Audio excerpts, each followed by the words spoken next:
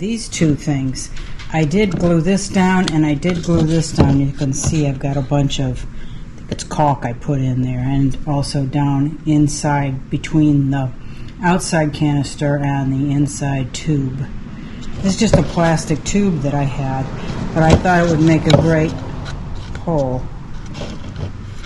And I'm going to try and raise this up to the top of, when I pour it to the top of this, so I can make like a hole and then not have it all carved out. I may paint this inside black. I don't really want to see that caulk down there. I may just pour a little resin down there to cover that up. Same with this one, but this one's going to be a little different. This has these little tiny, I don't know if they're acorns. I'm not sure what those are. They look like acorns, but they're tiny. And I got those in Calabash, North Carolina, under a tree.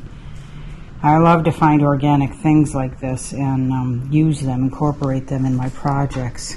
But anyway, I've got a bunch, and I put them all around here, and then I thought, I need to leave a spot, like right there, where I can pour the resin in. Otherwise, the resin would get hung up on these things when I tried to pour it and not go down so easily and possibly overflow, which wouldn't be good. So I left a spot that'll fill up the bottom and come up to the bottom part of these. Now, they may float up, so I'm going to have to guard against that. And then when I get the resin up higher, I'll just drop these other ones in over there. I've got a bunch more over there that I will drop in place.